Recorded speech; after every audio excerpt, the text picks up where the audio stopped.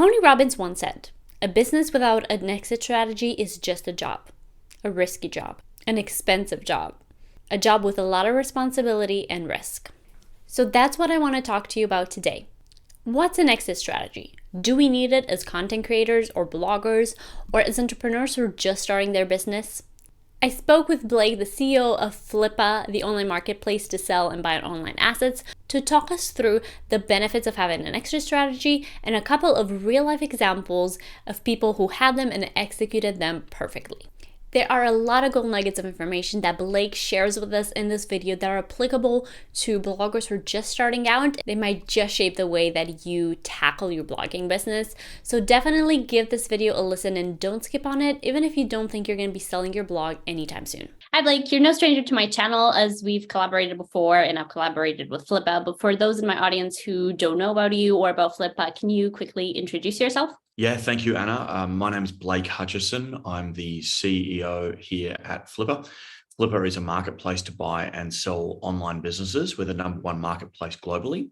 What that means is that business owners of digital assets and online businesses can now plot and find a pathway to exit, while those who are interested in getting a fast start can consider acquiring a business rather than starting one. So I did a little research ahead of our interview, and according to Salesforce, millennial and Gen Zers are 188% more likely to start a business compared to baby boomers. But I feel like this is also a generation that has a shorter attention span, and maybe we don't look so far out into the future as we should. For those of us who are kind of starting businesses or thinking about starting businesses, what are a couple of things that we should focus on when it comes to kind of the long vision when we start out? So I think there's a few things. One, I think everyone should have an exit in mind. The reason I say that is because businesses don't last forever. So set yourself a milestone, set yourself a pathway to achieve that or those milestones so that you know where you're heading. So most people will call that a North Star metric. What is it you want to achieve? Because if you know what you want to achieve, it's a lot easier to plot it out. So in other words, set up a plan. The second thing is get yourself in order organizationally as soon as you can. And most of that relates to financials. So before you get started taking orders, set up cloud accounting. You can use QuickBooks Online, you can use Xero. Other software is obviously available too. And that will enable you to understand your business really well from day one. And so as orders start to come in, as you start to pay invoices out, you start to get a very good sense for the unit economics. So how much are you making for each unit that you might sell, or how much is the operational cost of your business if you're running a blog or potentially a SaaS business? So get your financials in order. And then the third thing I would say is find a pathway to your first 100 customers. That's all you need to think about right now, right? Your first 100 customers. So what are the communities where they're hanging out? Think through the communities where they're hanging out, and then go and start to pitch and get very, assertive in your sales practices so that you can fast track your pathway to the first 100 customers. Awesome. I love that. It kind of reminds me of the first true 1,000 fans kind of theory that was going on in like business, which is like set a goal that's kind of achievable. But I would love to center our discussion a little bit around business owners and in particular bloggers or content creators, just because it's kind of a different business model. Do we need an exit strategy? Well, I think so. I mean, obviously I'm biased. I run a marketplace to buy and sell online businesses. But yeah, I mean, generally speaking, what we see is the average online business, including a blog and or a digital community of some sort, the average age is 4.5 years old. So what that tells you is that those people who are exiting are choosing to do so at the 4.5 year mark post start. And so we see that. And accordingly, they're also the most valuable assets because they have tenure, they have stability, they have historical and seasonal trends that can be assessed by prospective buyers. The reason I think it's important to have an exit strategy is I haven't met anyone yet who is willing to do what they're doing now for the rest of their life. Most people will say, yeah, no, I can imagine changing jobs at some point. Yeah, no, this blog, I love it. I love what I do. It's fantastic. But, 20 years from now, I don't want to be doing it. So The reason you want to have an exit strategy is because you want to have an emotional connection with your business. And you don't want to have a situation where suddenly you've run out of steam, you're no longer interested in it, but the audience itself is very valuable. Your content is outstanding. You're generating revenue through, let's say, AdSense, any number of other platforms and or partners, but let's say AdSense. And all of a sudden you just run out of steam. And so what are you going to do? You're going to shut it down when that asset, which you need to treat it as, is actually worth something to someone else. Mm-hmm. Yeah, that's a really interesting insight. And I think that's something that maybe bloggers kind of don't think through, and they get to a point where they get burnt out and they let their blogs kind of die and they stop being active and then try to sell it. But what I find is, like, obviously when you build on a domain and you build your content and your traffic sources, it's actually quite a valuable asset to have, just because it takes so long to build even the domain authority for a blog that's 3-4 years old. So it's definitely something to keep in mind. The other thing I'll quickly say, Anna, is life circumstances, right? So we have a long-term customer of ours who's been buying, but only yesterday he sent a note to our team and he said, my wife and I have decided we would like to start investing in real estate. And so as a result of that, I would like to sell my entire portfolio. I have 5 blogs, right? And collectively, those blogs might be worth, they might be worth about $1 million. Our current valuation says that they're worth between $920,000 and $970,000 collectively. Now, that's giving him flexibility and freedom to go and pursue an alternative asset class.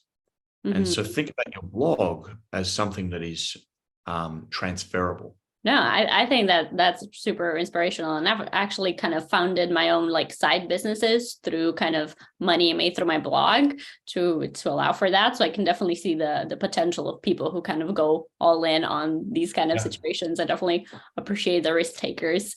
But where does Flippa come into play? And why do you think it's important for people who are just starting out to keep it on their radar when it comes to kind of an exit strategy or just building their business? Yeah, there's a couple of things. One, goals. So we talked about milestones at the top of our call today. And so if you look at some of the blogs that are being sold on Flippa, it gives you a sense of what they're valued at. And so that gives you a really good orientation to how buyers of those assets, blogs, think about their worth. So it's a good place to start from that perspective.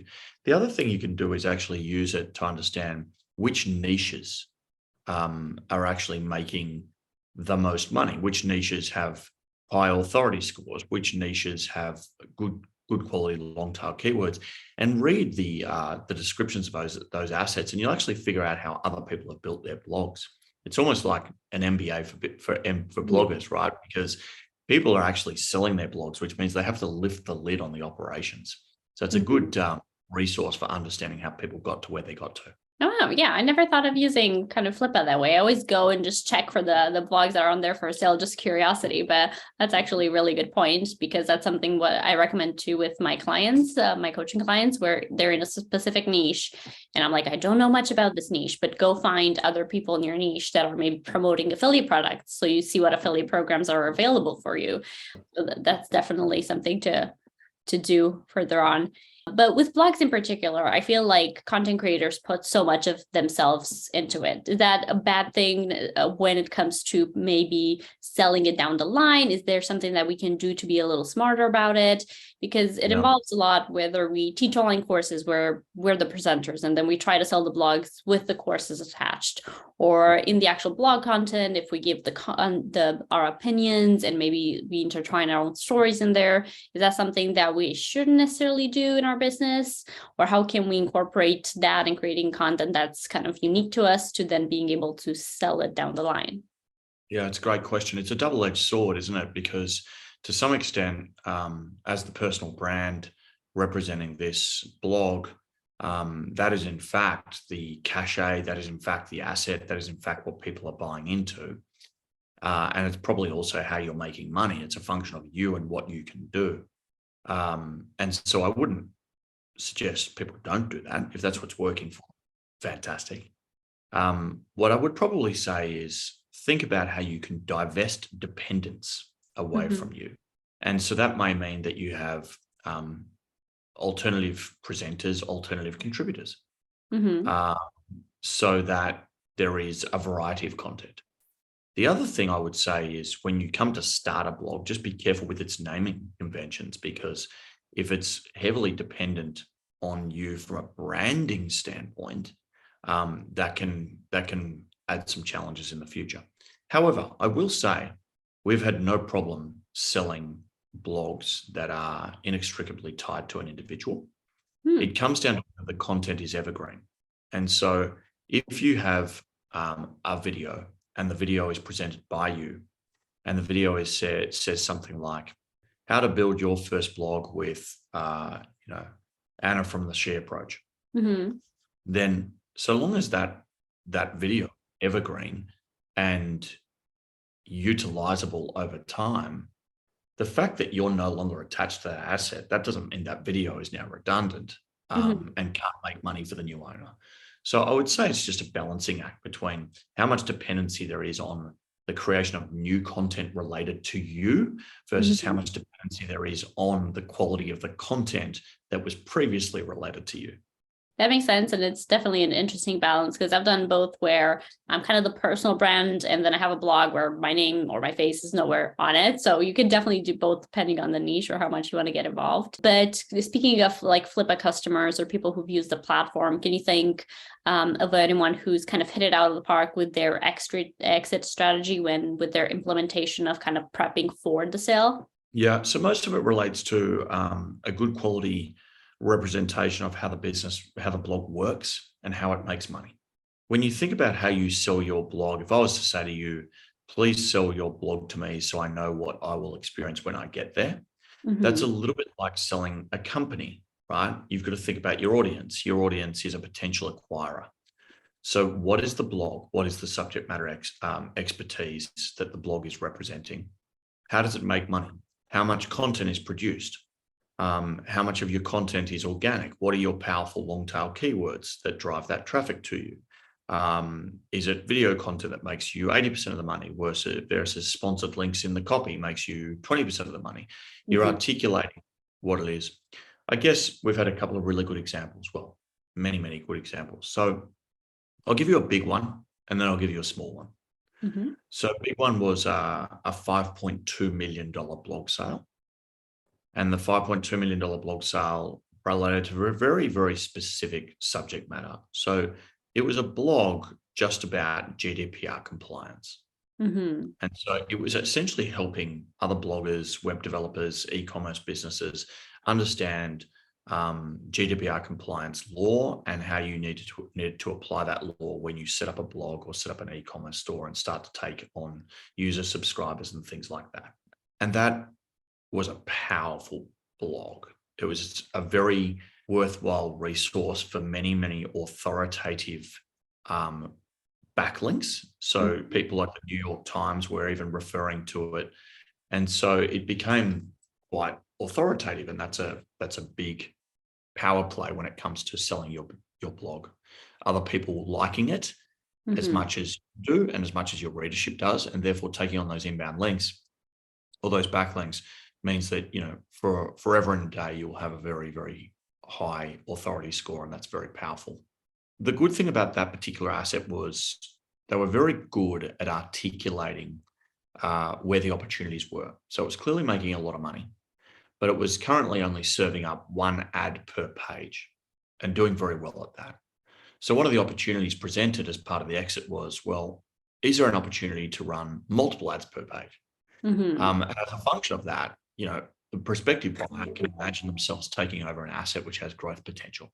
And so pointing that out to a prospective buyer is really, really important. On the smaller side, we've had a $90,000 blog sell within 48 hours of listing, and it was about crochet. And so to your point before, it was about crochet, but what was happening was there was a crochet community that was submitting the content. And so there was less dependency on the blogger now because, yes, she was still writing content, but in addition to that, she was supplementing her content with community content. And so then you had less dependency on her. The content acquisition approach was more assured for the potential buyer.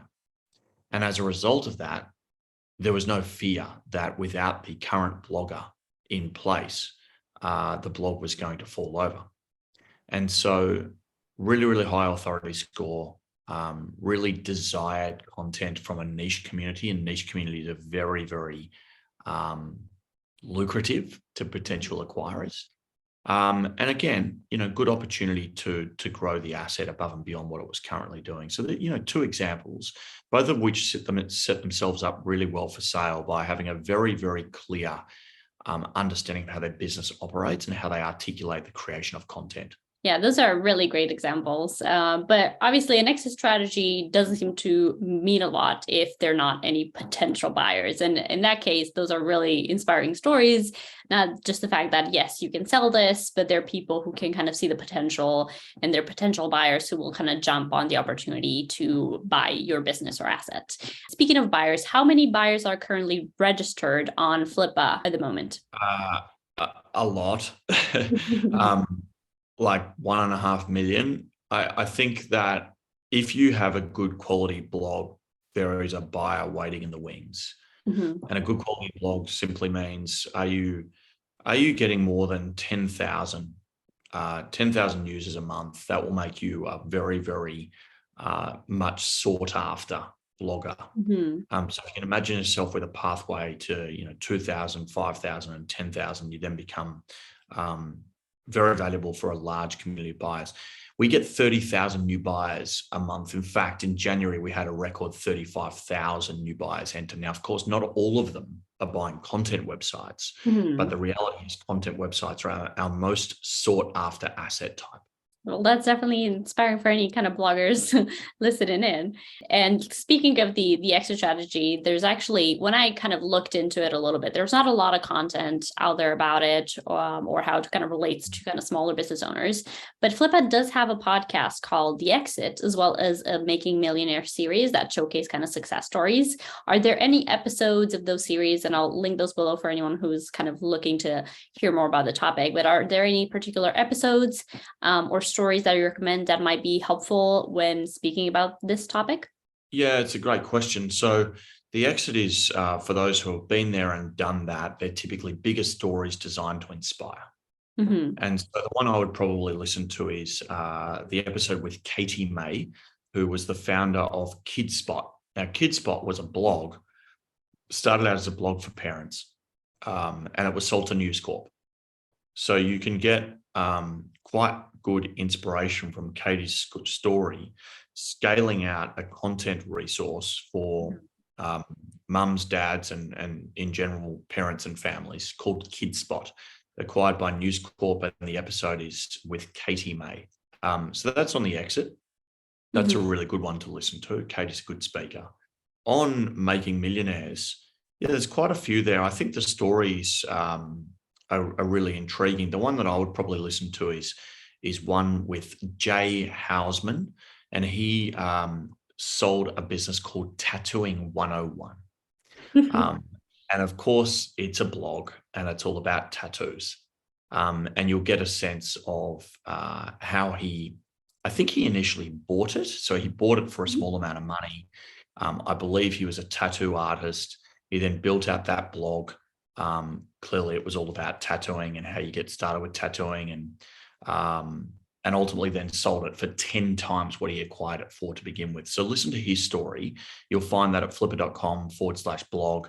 Just type in Jay Hausman, Haussman, and that episode will come up. Those are great recommendations. I'll be sure to check them out.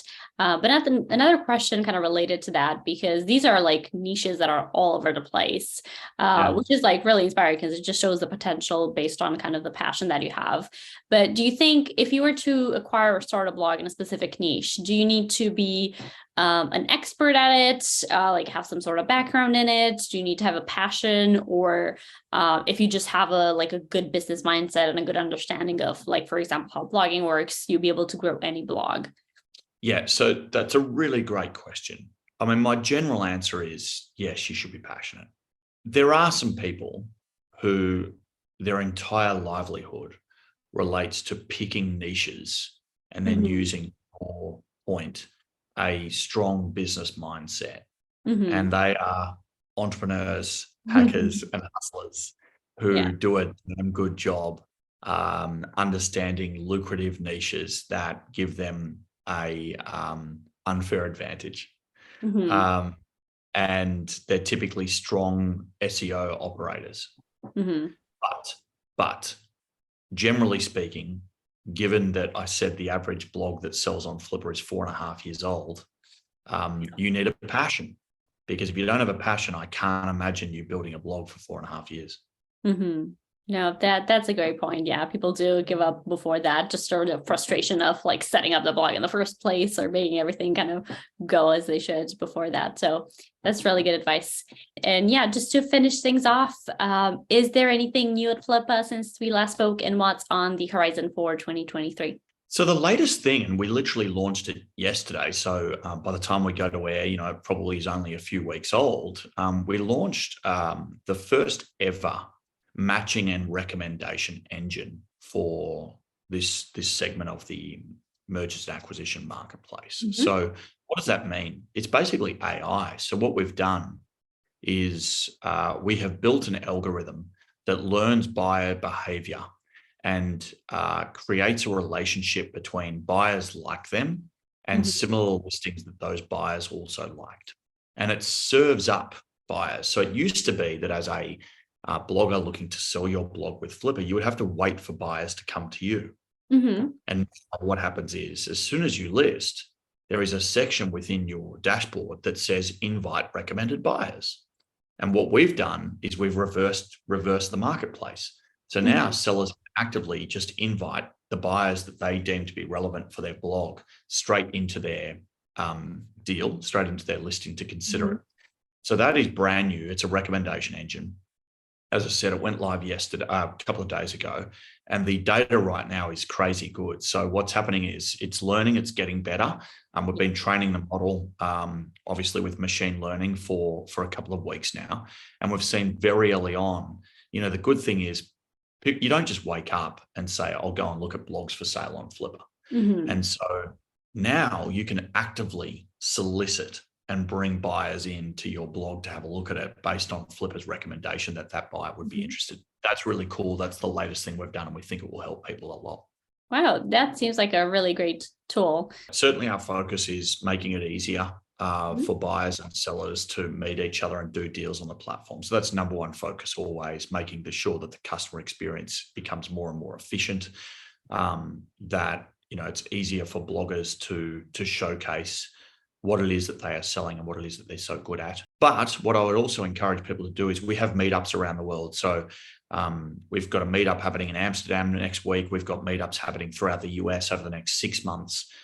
We've also got a meetup dinner happening in Sydney, Australia. So jump on flippa.com /the exit, and you'll see meetups there from all over the world. So if you're just looking to meet other people who are interested in this space, that's a really good place to go because it will give you a sense for what other people are doing in the community.